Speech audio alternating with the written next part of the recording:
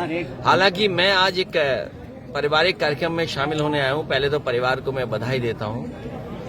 कार्यक्रम कल था, लेकिन आज आने का मौका मिल पाया, तो मैं आज शामिल होकर के परिवार के लोगों से मिल रहा हूं। साथ ही साथ मैं हरदोई के कार्यकर्ता जहां से एक्सप्रेसवे से उतरा हूं और इस गांव तक पहुंचा हूं, मुझे जगह जगह कार्यकर्ता नेता मिले, मैं उनको बधाई और धन्यवाद देता हूं।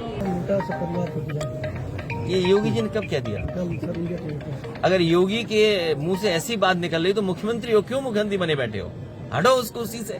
सर अच्छा, ये भी कहा कि मुख्तार अंसारी, अतीक अहमद जैसे लोगों का संरक्षक था पिछली सरकार, और उनके सरकार में शरीफ हैं, वो खुद शरीफ हैं क्या?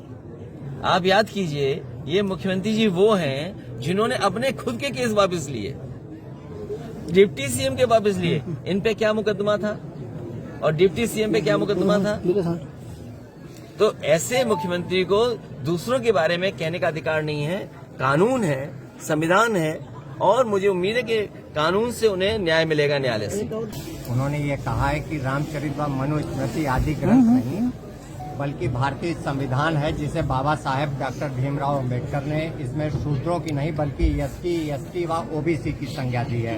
इन्हें शूद्र कह के सपा इनका अपमान कर रही है, संविधान की अवहेलना न करे। साथ में उन्होंने 95 का भी जिक्र किया है कि लखनऊ स्टेट गेस्ट हाउस में जो घटना हुई थी उसमें सपा को अपने गिरेबान में झांक के देखना चाहिए, जब एक दलित की बेटी पर सपा सरकार ने जानलेवा हमला कराया। ये मेरे पत्रकार साथी, बीजेपी की होशियारी हम ही नहीं समझ पाया। बीजेपी होशियार पार्टी है, वो जो जवाब नहीं देना चाहती है, कभी कभी दूसरे दलों को आगे करती है। जहां तक सवाल संविधान का है, हमने भी 26 तारीख का अगर स्टेटमेंट देखेंगे, 26 जनवरी का गणतंत्र दिवस के दिन, ये कहा कि हम समाजवादियों के लिए सबसे बड़ा धर्म अगर कोई है तो हमारा संविधान है। हम इस लोकतंत्र की पूजा करते हैं, और संविधान जो हमें अधिकार देता है वो अधिकार छीने जा रहे हैं। संविधान में कहां कहा है भेदभाव करें हम? संविधान ने कहां कहा है कि धर्म को ऊंचा नीचा दिखाएं?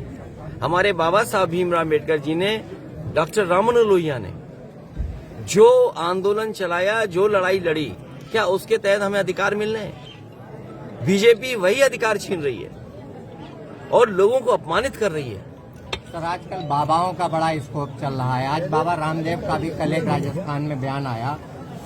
उन्होंने कहा कि इस्लाम धर्म का मतलब है सिर्फ नमाज पढ़ना, मुसलमानों के लिए सिर्फ नमाज पढ़ना जरूरी, और नमाज पढ़ने के बाद कुछ भी करो सब जायज है, चाहे हिंदुओं की लड़की उठा लो, चाहे आतंकवादी बन जाओ। ये बीजेपी के कई रूप में कई तरह के लोग हैं जो सहयोग और साथ देते हैं।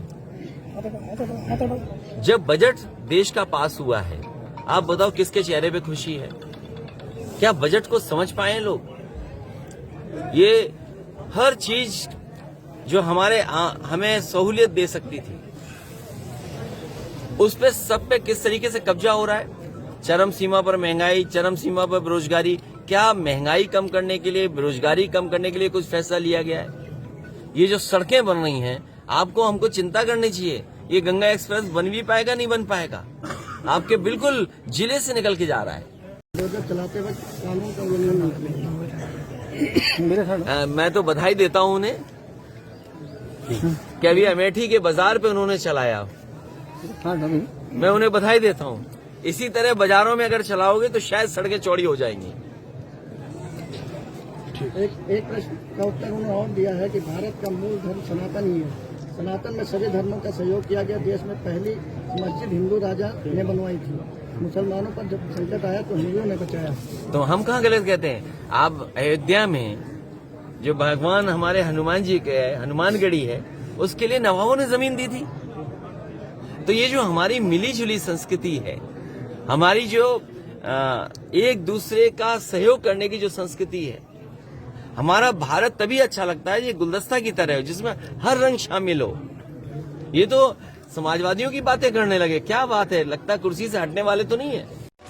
करना है अब हमको, हमें कैसा भारत चाहिए, समाजवादी अखिलेश के संग समाज के पथ पर आइए।